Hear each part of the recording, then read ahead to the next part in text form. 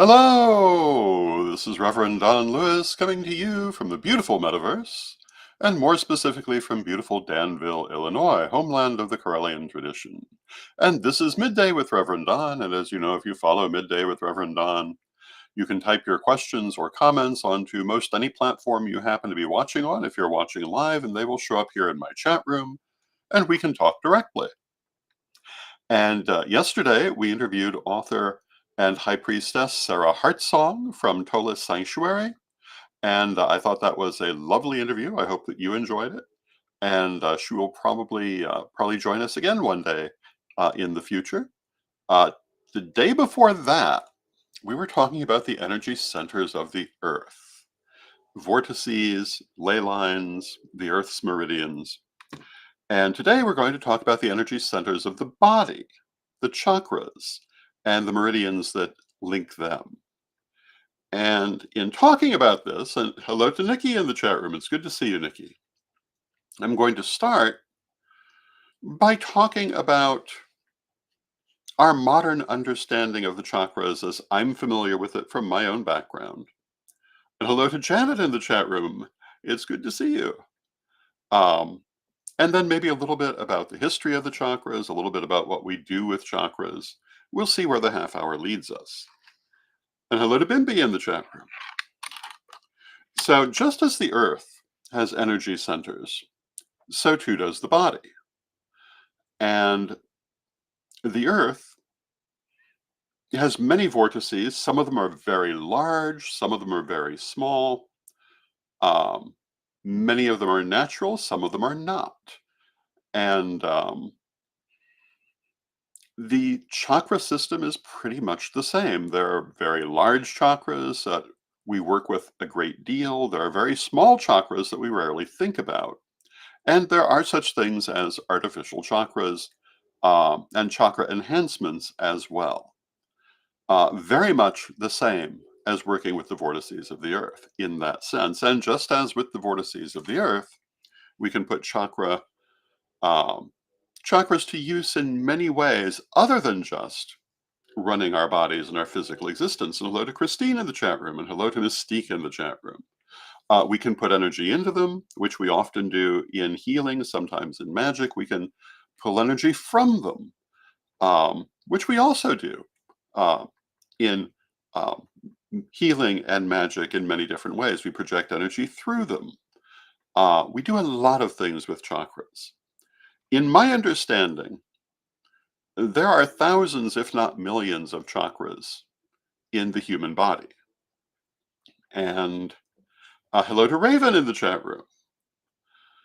And those minor chakras are all over the place. And if you want to study the minor chakras, I would recommend studying something like acupuncture, um, which, although it doesn't use that same term, has mapped out many of these small energy centers in great detail and has certainly proven its effectiveness over the years. Um, in the background I come from, we would call these minor chakras. There are generally agreed to be in modern working 7 major chakras. Although there are some people who use a few more, some people, particularly historically, who interact with a few less major chakras. But 7 is the predominant number that people will talk about. And those are the root chakra, the sacral chakra, the solar plexus chakra, the heart chakra, the throat chakra, the third eye chakra, and the crown chakra. And each of these has its own particular purpose that it does naturally, and also can be called upon in in our magical and metaphysical workings. For example, the sacral chakra is very closely associated with creativity, with self expression. The solar plexus chakra has a lot to do with relationships and how we interact with others. The heart chakra has a lot to do with emotion.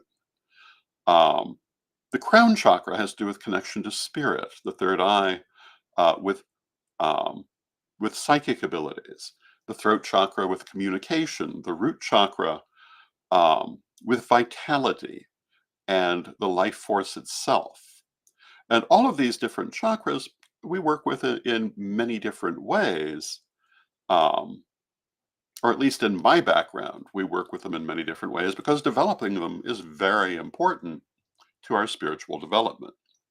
Now, having said that, I'm also a great believer in the binder chakra system, which talks about the different aspects of these major chakras, that it's not as simple as a single energy point, that each of them is composed of many smaller aspects, which can be developed at different levels. And in the binder system, there is usually a right side and a left side, a right companion and a left companion, and seven different levels within the chakra, all of which are slightly different in their focus and will be slightly different in their development in different people, depending on how they've developed them. Therefore, when you work with different people, although the charts will tell you a chakra may be located in a particular place, you may not find that's where the major energy focus will be in a given person because they may have developed it differently. And this is very much like the physical body as well. If you look at medical charts of the physical body, you will see very detailed renderings of where every little vein is in the body and where every organ is located. But any physician should be able to tell you that that isn't necessarily what you find when you go physically looking at a body. They're all individual, and things may be aligned a little differently. And energy is the same way. Our energetic bodies also don't necessarily correspond exactly to where we expect things to be. And my understanding of this is that this has to do with how we've developed them, and that, in fact, that development is constantly going forward, constantly changing. Um, so, for example, um, if we look at our heart chakra, exactly how we're going to feel that energy is going to be in part based on our emotional experiences in this and other lifetimes, and what parts of that chakra have become most developed.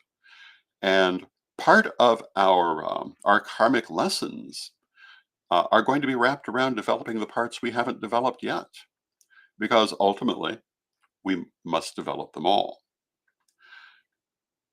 This makes working with chakras a fairly complicated process if you want to go that deeply into it. Few people actually do. Um, Most people are content to work with the seven major chakras. And for most people's purposes, um, that's really all that you need. One of the things that's very important is keeping your chakras clear, um, unblocked, balanced. And if you follow Midday with Reverend Don, you'll know that I have several times done chakra balancings in the form of meditation here on Midday with Reverend Don because I think it's very important. I tend to do it around the time of the equinoxes. Um, but in daily practice, you don't want to wait for an equinox. You want to do it when you feel the need for it.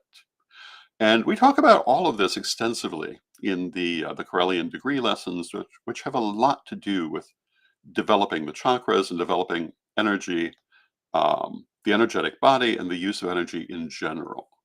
And in my mind, this is vitally important to everything magical, um, because this is the energy system we're drawing upon to do these things. And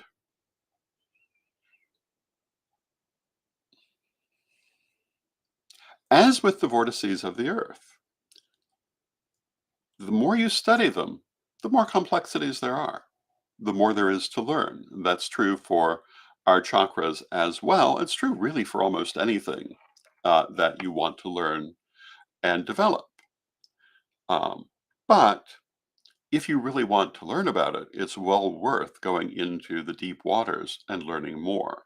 In our Corellian degree lesson, um, chapter 2.9 deals with the minor chakras and the binder system of chakras that I was speaking of, and most people hate that chapter.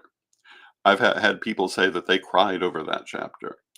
But the energy workers, the people who specialize in energy, often love that chapter above all others because it goes into minute detail of where certain things are. And I've spoken about the binder system before. When I first heard it, I thought something to the effect of, you've been smoking something very interesting here. Um, but as he continued to explain, I recognized things that I had experienced um, and not understood them in a chakric sense previously. Um, One of the things he talks about is how, in particular, the back teeth have a connection to the upper part of the throat chakra and the lower part of the third eye chakra, and how when you have things happening there, they have a meaning in that context. And as it happens, I'd been experiencing that and recognized the context just before he was talking about it. He talked about the chakras in the eyes and things that you might experience with that. I recognized having experienced that as well. And in fact, recognized it as a not uncommon thing that you read about in certain metaphysical circles, but I'd never heard it put that way. And that made me a believer in the system. And so I include it among the things that I teach because I think it's very important. Um, when you work with healing in particular, all of these little chakras can be very important to work with, all of these different aspects and levels and companions of chakras, um, or whatever you want to call them. They can be very important because you are dealing with particular parts of the body, you're dealing with particular areas, and knowing what's going on there, knowing what their energetic purposes, their energetic inclinations are, helps with that considerably. In daily practice, if you're not focused on um, that particular modality, it's much less important. So, for most people, they don't need to know about the minor chakras, but the major ones are very important. And I said I was going to go into the history of chakras a little bit as well. And so I'm going to do that now. And the term chakra is out of Sanskrit, it means circle. And lots of people will tell you that the concept of chakras is a Hindu concept. And it certainly is a concept in Hinduism. And under the term chakra, um, it's fair to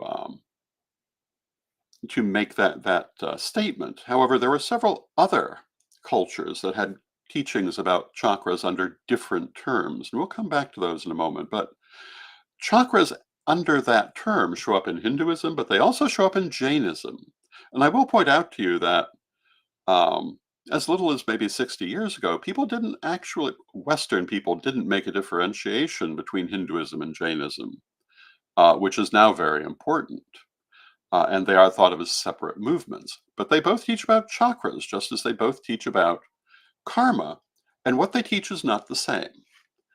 They both have their own take on both of these concepts. Buddhism makes extensive use of chakras as well, and under that term of chakra. And all of these um, have somewhat different teachings, somewhat different ways of interacting with these energy centers. In addition to that, several other cultures have worked with chakras. And for example, the Celtic peoples had a system of chakras, but they didn't call them chakras, they called them cauldrons. Um, I'm probably going to mispronounce this, but kore. Um, and they only recognized three of them, one in the abdomen, one at the heart, and one at the crown.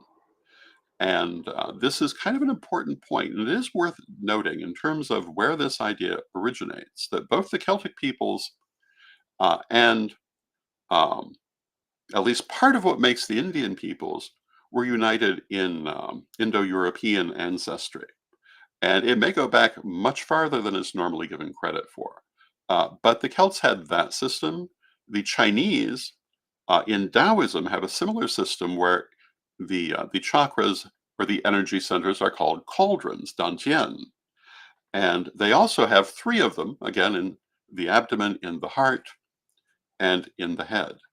Um, it's also worth saying that even within Hinduism, the number of chakras varies considerably. But seven is the preeminent number that you'll find. But for example, if you look at Ayurvedic medicine, they have three of them, and they call them marmas. Um, in Vaishnavism, there are 12 of them. Um, in Shaivism, there are only five, and so forth through many variations. Another one that's very important to mention is the ancient Greeks. The ancient Greeks wrote about chakras. Plato wrote about chakras. And the Greeks worked with seven of them. Were probably influenced by the Hindu people, because they certainly had a connection with them, or by Jainist people. And they had the seven chakras, and going from top to bottom, they were the Hieron Osteon, the Gonades, the Gaster, the Frines, uh, the Traxios, the Encephalos, and the Korophis, I beg your pardon. Um, and how broadly used that system was, we have no way to know, because we really don't have that much literature from ancient Greece. We have only a tiny percentage of it. So, I mentioned Plato wrote about the chakras, and they show up in a couple of places, but not very much. But that doesn't mean there wasn't a vast system of literature about them that simply hasn't survived. Um, and hello to Christine in the chat room. And Christine says, yes, so important to learn and practice, because so within, so without. Absolutely. And one of the things that I have learned over the years is that there's always more to learn. And this is one of the reasons that in talking about the history of chakras, I want to talk about all the different people who've had different teachings on this subject. And in our Correllian second degree material, we talk about this at some detail. And again, we have the Greeks with their teachings, we have the Celts with their teachings, we have Taoism with its teaching, we have Hinduism with its teaching, and a variety of different terms were used, but they're all energy centers. And I know there's some people who want to keep the peas separate from the carrots and don't like using the term chakra. But personally, it seems to me to be a perfectly sensible word to be using. I think that I'm a great believer in broad definitions, because I found that they generally work pretty well. I'm not a great believer in focusing on the differences, because each of these different systems is different from the others, including our modern Western system. Things that we teach about the chakras are very different from, for example, what you might find in any of those different Hindu teachings I just mentioned, or Jainist teachings, or Buddhist or Taoist teachings, um, or ancient Celtic teachings, because we have our own experiences and we've learned our own things that um, are particular to our background, our needs, and our experiences. And going back to what I was saying about how the body, whether we're talking about the energetic body or the physical body, does not necessarily match um, the maps that people make of it. Everything in the end is individual. We are individual, our experiences are individual, and I think we must remember that. And so, if in some cases our teachings are unique to our background, it may be because our experiences are unique to our background, and that doesn't make anyone else wrong. Um, but being different from um, this group or that group doesn't make anyone wrong either. There are many ways of seeing things. This is why I'm so fond of the diamond metaphor for spirituality, for deity. One stone with many facets. And I think this is true for almost anything in life.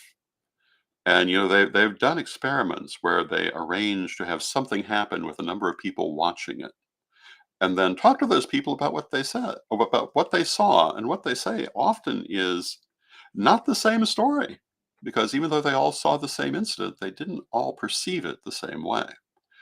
And I think this is one of the great truths of life that many spiritual systems overlook: the idiosyncrasy of our experiences, and how we learn from them, how we grow from them.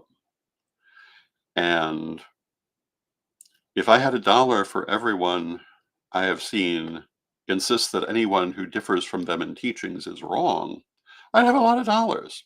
But that wouldn't make them right. It just means there are different ways of looking at things. And I am very much aware that if someone has a different point of view than mine, that doesn't make either of us right or wrong. It means we've had different perceptions and experiences. And I will use the one that has worked for me, the one that corresponds to my understanding.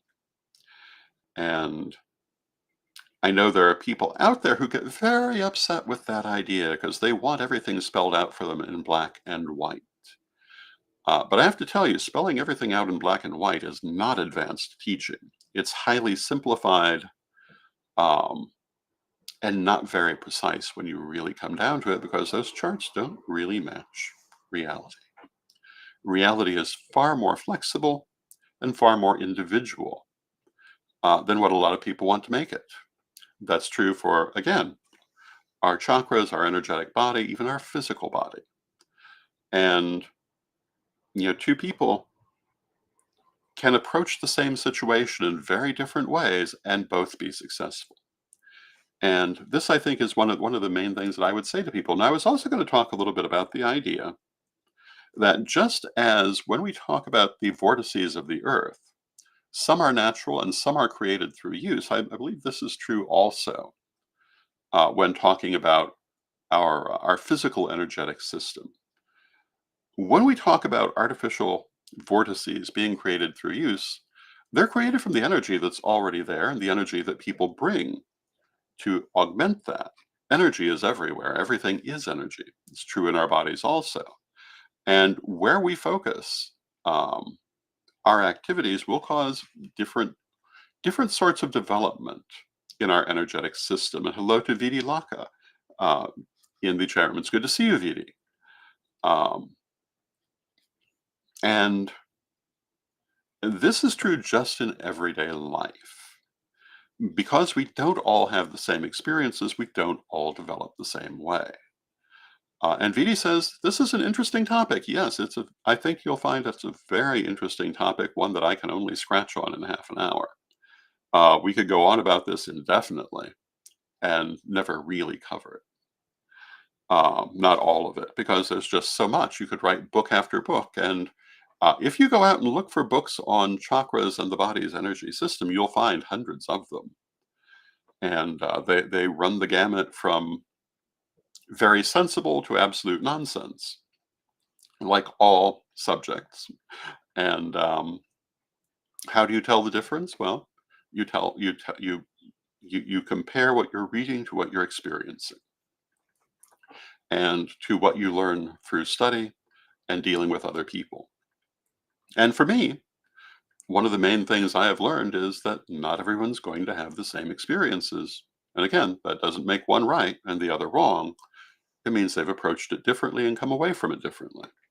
Now, you can augment chakras, and we talk about this, I believe, in third degree, with energetic engines, which are meant to stimulate development, or um, perhaps correct deficiencies, or add to, in general, the energy that's being processed through that chakra. And in my experience, these are generally based on forms of geometric magic. We don't talk about them a great deal because unless you really know what you're doing, you probably shouldn't be doing it. But it is something that can be done and that advanced practitioners can and do, augmenting their chakras with energetic engines. And if you do this, it will be reincarnated with you in different different lifetimes in many cases, because you've put it into your continuing energetic existence. Therefore, when you do energetic healing, you'll sometimes find old energetic augmentations that need to either be cleaned and repaired or removed. Um, and sometimes that's something you want to do. I've read about people who totally misinterpret this and think it's put in by nefarious forces, but actually it's an advanced metaphysical technique. Even the creation of what we might call artificial chakras to aid with certain parts of our physicality or our energetic nature is completely possible, done in the same way as an energetic engine and placed into the energetic body. Again, I don't recommend that unless you're highly advanced with energetic working. But if you are, again, it tends to rely heavily on geometric magic, at least in my background. And um, I have found in working with it that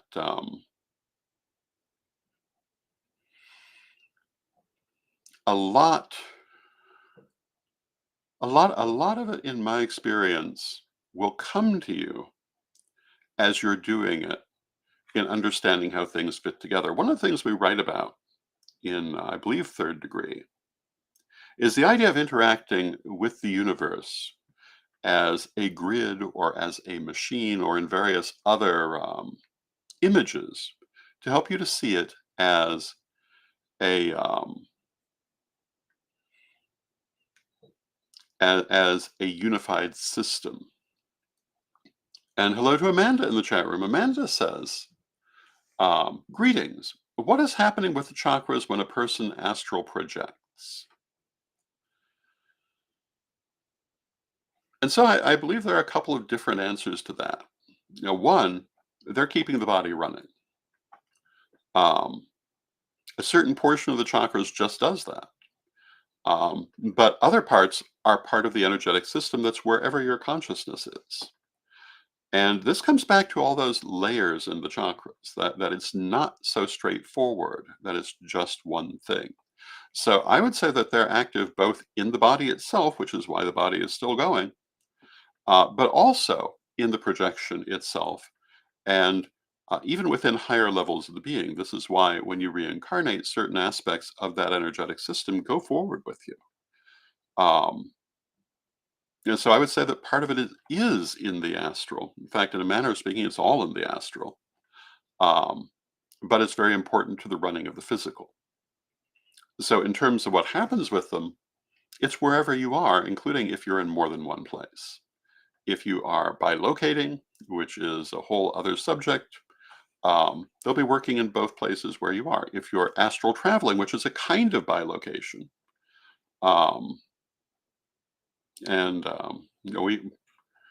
we have 2 minutes. We're not going into that subject of bilocation, but the chakras are working in both places of consciousness, both places of existence. And this again comes back to the fact they're actually very complex. We think of them as these simple energetic circles, but that's not really what they are. They're a far more complex engine than that. And Amanda says, thank you. Thank you, Amanda. With that, I see we've come to the end of our half hour. This is not even remotely an exhaustive conversation about chakras, but it is a good introduction to them and a good companion to having talked about the vortices of the earth. And when we talk about the crystal web, when we talk about energy work, both of which we'll be talking about more as we go forward, because energy work has always been one of my specialties. And if you have read my writings, you are already inundated with energy work. Um, but understanding these things is very important to understanding that. So with that, I want to thank you for joining me. Tomorrow will be our weekly roundup when we'll talk about interesting stories, hopefully. There certainly have been a couple. We'll probably be talking about the eclipse as part of it and things that did and did not happen during the eclipse. And I hope you'll join me for that. And now let us close with our prayer as we always do. Divine Mother Goddess, Divine Father God, beloved ancestors, we thank you for all that you do for us in our lives, and we ask you to continue to be with us and guide us as we go forward. We rejoice in your presence in our lives and this wonderful and complex world you have given us. Help us to remain flexible in our mindset, to understand that every situation has more than one side, and every aspect of existence may have more than one way of looking at it, certainly more than one dimension to its being. Help us to be able to understand and appreciate the complexity of existence. Beloved Mother Goddess, beloved Father God, beloved ancestors, we thank you with great love and respect. And from respect, knowing you are always with us still, we thank you for your presence, and may you be blessed now and always. And I thank you for your presence. May you be blessed now and always, and I'll see you tomorrow.